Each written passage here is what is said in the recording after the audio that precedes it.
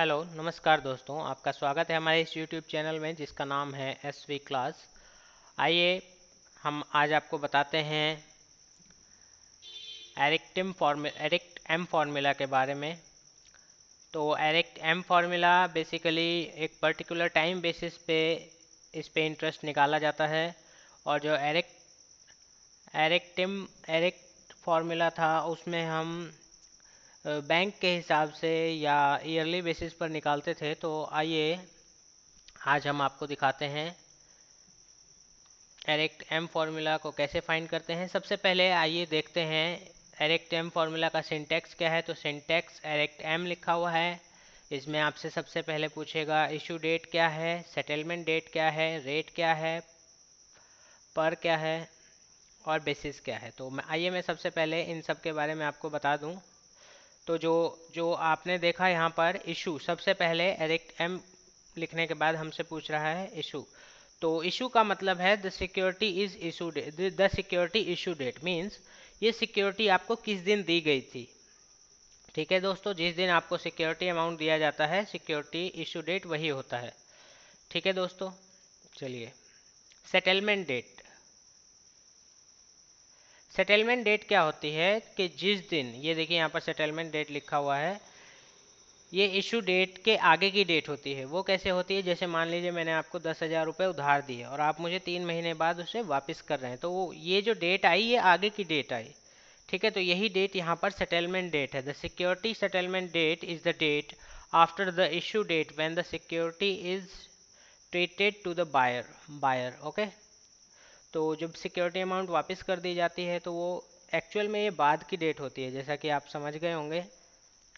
ठीक है, उसके बाद ये हमसे पूछता है रेट, कि किस रेट पर आपने वो अमाउंट दिया, मतलब कितने परसेंटेज पे दिया। अब मैंने मान लीजिए आपको 10,000 रुपये दिए 3%, ओ सॉरी 10% के हिसाब से, तो ये रेट होता है, रेट रिक्वायर्ड।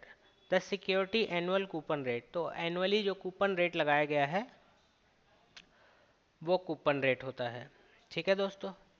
अब पर का मतलब, जैसे यहाँ पर अब पूछा गया पर, मतलब लगभग आपने कितने अमाउंट दिए हैं, 10,000 20,000, तो मैंने आपको 10,000 दिए, तो इस हिसाब से हम 10,000 लिखेंगे। यहाँ पे 1,000 रुपये लिखे हुए हैं। ठीक है दोस्तों।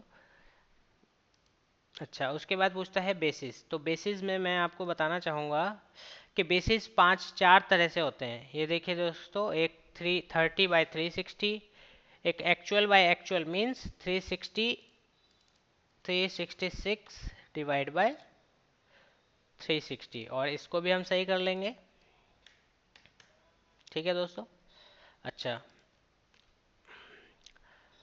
और अगर आप नंबर 1 लिखते हैं तो actual divide by actual means 366 divide by 30। Okay, तो ये 12.20%। ये ऐसा इसलिए क्योंकि कई देशों में इस हिसाब से सालाना इंटरेस्ट लिया जाता है। ठीक है दोस्तों, अगर 2 लिखते हैं तो actual by 360 means 360 divided by 30। तो 360 को अगर 30 से डिवाइड करेंगे तो ऑटोमेटिकली 12 आएगा। और फिर से एक, अगर आप थर्ड बेसिस पर देखें तो एक्चुअल डिवाइडेड बाय 365, तो कई जगह पर 365 डेज डिवाइडेड बाय 30 किया जाता है और इस हिसाब से आपको इंटरेस्ट भरना पड़ता है। तो ये कंडीशन भी हम चाहें तो ले सकते हैं। उसके लिए हमें बेसिस के अंदर 1 2 0 से लेके 4 तक कोई भी अंक लिखना होता है जो आपको आपके हिसाब से फिट बैठे। ठीक है दोस्तों, और ये यूरोपियन का दिया गया है, तो आप मेरे हिसाब से आप समझ गए होंगे। तो आइए आगे चलते हैं। तो द एरेक्टिव फार्मूला कहता है return the acquired interest for security that page interest maturity. Okay, तो ये उसका मतलब इंटरेस्ट निकालता है कि आपको कितने दिनों के लिए पैसे दिए और कब तक दिए। ठीक है दोस्तों, तो आइए हम निकालते हैं ACCRINTM, और इसमें इशू डेट डालेंगे, किस दिन इशू किया, कोमा सेटलमेंट डेट ये है हमारा। सॉरी दोस्तों, यहाँ पर हमारा क्या है, settlement date, first interest date की बात नहीं हो रही है, इसलिए हम इसको हटा देंगे। ठीक है दोस्तों, अब हम लिखेंगे ACCRINTM। तो इशू डेट हमारी ये है, कोमा सेटलमेंट डेट हमारा ये है, कोमा रेट, इस रेट से दिया हमने पैसा, कितने रुपए दिए हैं हमने, 1000 रुपये, कोमा बेसिस यानी 0 बेसिस। ठीक है दोस्तों, तो आपका आंसर आया 16.666। ये कैसे निकालेंगे, देखिए दोस्तों, ये आपको 10,000 रुपये दिए, कितने दिन, 1000 रुपये दिए कितने परसेंट पर, 1000 रुपये दिए हमने 10% पर। तो क्योंकि पहले से ही परसेंटेज लगा हुआ है इसलिए डिवाइड बाय 100 नहीं करेंगे, एंटर दबा देंगे सीधे। तो ये देखिए 1 साल का इंटरेस्ट आ गया। अच्छा, 1 साल में कितने दिन होते हैं, 12 दिन। तो यहाँ पे हम 12 लिखेंगे और यहाँ लिख देंगे इक्वल टू 100 डिवाइड बाय 12 और एंटर दबा देंगे तो 8.333 आ जाएगा।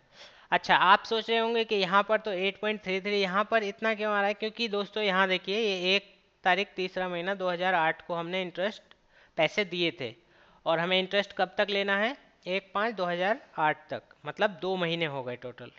तो ये तो 1 महीने का निकल के आया और 2 महीने का निकालना हो तो इसको किससे मल्टीप्लाई कर देंगे, 2 से। तो ये देखिए दोस्तों आपका 2 महीने का निकल के आ गया। अच्छा दोस्तों, ठीक है, इस फॉर्मूले को हम कॉपी करके यहाँ पेस्ट कर देंगे, कॉपी करके यहाँ पेस्ट कर देंगे। ठीक है दोस्तों। अच्छा देखिए, अगर आप, हाँ जी, तो यहाँ पर देखिए इशू डेट है 1/4/2008 और सेटलमेंट डेट है 1/5/2008। मतलब 1/5/2008 को ये पैसे इन्होंने चुका दिए हैं और लिए थे कब, 1/4/2008, मतलब 1 महीने का गैप है। तो 1 महीने का पूरा इंटरेस्ट जैसे कि मैंने आपको ये देखिए निकाल के दिखाया, वो आंसर यहाँ पर आ रहा है। ठीक है दोस्तों, और इसी तरह यहाँ पर देखिए दूसरी साइड आपको ये पैसे दिए गए थे 5 तारीख चौथा महीना 2008 को और इसने लौटा दिए 1 तारीख 5वां महीना 2008 में।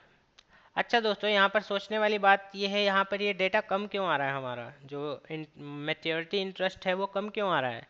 वो कम इसलिए आ रहा है क्योंकि यहाँ हमने 1 तारीख को दिया था और यहाँ ये पैसे, यही पैसे हमने 5 तारीख को दिए, यानी 4 दिन बाद।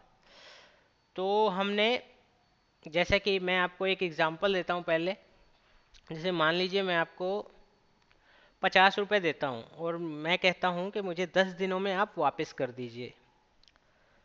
ठीक है दोस्तों, तो अगर मैं आपसे वो 50 रुपये 10 दिनों में चाहता हूँ तो हर रोज़ आप 5-5 रुपये करके देंगे। ठीक है दोस्तों, जैसे एक और एग्जांपल लीजिए, जैसे मैंने आपको 500 रुपये दिए 10% पे। ठीक है दोस्तों, तो अच्छा छोड़िए, जैसे यहाँ देखिए, यहाँ पर ये 1 महीना है, यहाँ 1 महीने का गैप है, मगर यहाँ तो नहीं है ना, यहाँ तो आपने आपके पैसे कम से कम 25 या 26 दिन आपने इसे पैसे उधार दिए हैं। तो अगर 25 या 26 दिन के लिए दिए हैं तो ऑब्वियसली सीधी बात है कि यहाँ पे इंटरेस्ट भी कम लगेगा, 26 दिन के हिसाब से लगेगा, ना के 1 महीने के हिसाब से। तो आप यहाँ पर 26 दिन के हिसाब से इंटरेस्ट निकाल लीजिए। जैसे आपको यहाँ पर मैंने बताया कि इसको डिवाइड बाय 26 कर दीजिए। देखिए आपको मैं करके दिखाता हूँ, जैसे इसको डिवाइड बाय 31, अगस्त में कितने महीने होते हैं, 31। अच्छा, तो हम करेंगे equal to this divide by this 31। और ये हमें कितने दिनों के लिए हमने दिया, ये 26 दिनों के लिए लिया। ये ब्याज पे ये सारे पैसे जो हैं हमने 26 दिनों के लिए लिए। तो इक्वल टू करेंगे this multiply this, oh sorry, ये यहाँ पर 27 दिन आएंगे। देखिए आपका आंसर आ गया दोस्तों। मैं आशा करता हूँ कि आपको ये सारे फॉर्मूले बढ़िया से समझ में आ रहे होंगे। अगर आपको हमारे वीडियो अच्छे लगते हैं तो please like and subscribe our video. Thank you very much for watching our video. Thank you very much.